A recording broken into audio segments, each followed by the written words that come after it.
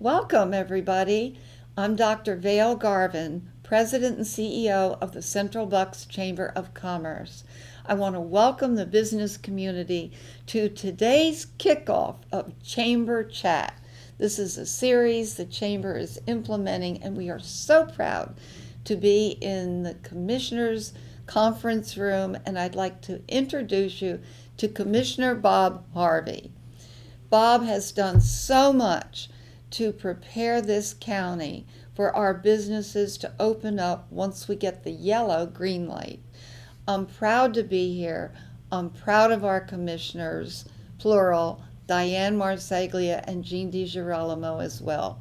But I'm specifically proud to introduce you to Commissioner Bob Harvie. Bob, welcome to Chamber Chat. Thank you, Vail. Yeah, I'm honored to be the First one, maybe the guinea pig to this. That's true. Yeah. No, I am honored. I appreciate you reaching out, and we're happy to share any information we can, which would be helpful to you and your members. Well, you've done so much to help businesses out. Why don't you let the community know all that you've done? Well, certainly myself and Diane and Jean all elected in November, and sort of one of the most common comments we've gotten from some of our friends and relatives over the past few weeks is that we really picked the right time to take office in terms of dealing with one of the worst pandemics in 100 years.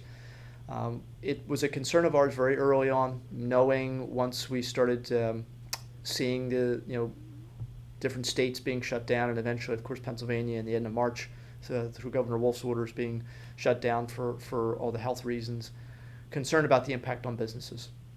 So we started meeting right away with some of the leaders of our economic development agencies to find out what they were hearing, get some of their input about things we could be doing. We did work with the Redevelopment Authority to put some money in the field. Jeff Darwat, that's right. Good man. Put some money in the field for businesses that could help them overcome a little bit. Of course, at that time, we didn't know how long this was going to last, and still not really sure how long all of this was going to last. There were some limitations on that money simply because the funding was coming from the gaming fund, and there were restrictions on how it could be spent. I know. Didn't get it, I but know. we applied. And they did some work, some grant money for-profit businesses and also for nonprofits. But there were limitations, which we understood there were going to be.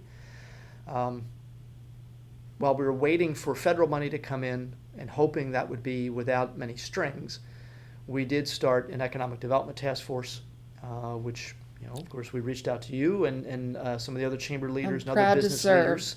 And we're proud that you joined on and really appreciative of the guidance you can give us and the input you're hearing from your members. Yes. And, I'm very conscious of using established organizations. We don't necessarily have to reinvent the wheel. We have the Chambers of Commerce. We have Visit Bucks County. We have some other organizations that are already hearing from businesses in their own networks, and then they can be a funnel to communicate that to us. And so that's really what I wanted to do with that task force. And we do have representatives from finance, Jean Bedoni, of course, who's from your chamber. Chairman of my board. Yes, I know. And from hospitality, from manufacturing. We have a local elected official who's also a labor leader. So we wanted to make sure we were getting all aspects of our economy because it is affecting everybody. Right. And we wanted to make sure we didn't miss anything. The guidance that we developed together, using information coming from all these members, and having discussions, Zoom meetings. We're all getting experts on Zoom meetings now. That really has been, really and tremendously important to put together a new website, which was just redesigned, the Economic Resources Portal, from the Bucks County website, which is buckscounty.org, going to the COVID page, and you'll see a big purple rectangle says COVID. From that page, you can access the Economic Resources Portal, and that has state guidance, federal guidance, county guidance that we've helped develop, information about safety procedures and everything else that we hope is going to be really helpful to people. We are going to be putting up there information about moving to yellow. I'm hopeful that we're going to be moving to yellow. I really think the first week of June is going to be when we move. We haven't gotten any kind of official word from the governor's office yet, but I'm looking at the metrics, looking at the data that we have and we've gathered. I'm very confident we're moving in a very good direction. So that That's information will great. be available for businesses to use.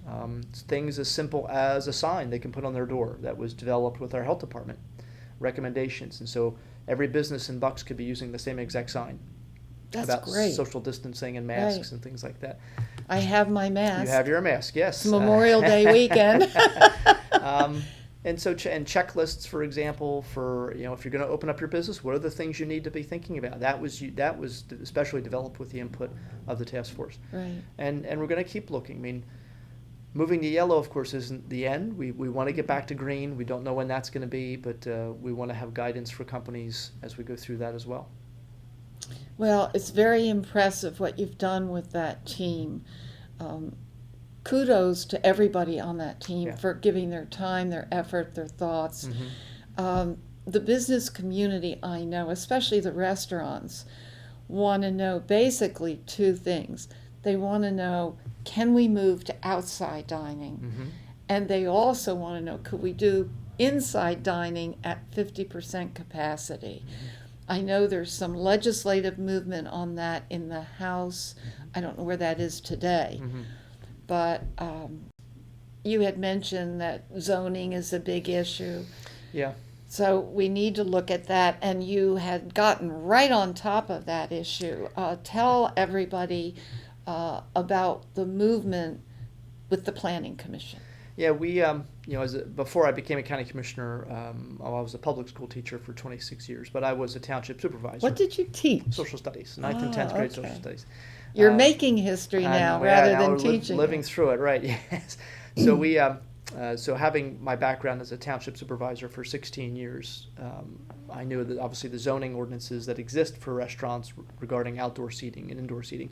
So everyone's going to have to take a look with their local ordinances, what they're zoned for, and work with their local elected officials to see if there's any kind of wiggle room they want to make in these kind of circumstances. The guidance that we believe is going to go into effect when we move yellow will still not allow for indoor seating, Okay. but it will allow for outdoor seating. The major concern, of course, is for the wait staff. Right. We think that it would be outdoor seating, but it would still be takeout. So one of the concepts that's out there, and we've seen this in little bits around the country in other states and cities, is sometimes you have a main street. Certainly Doylestown could do this.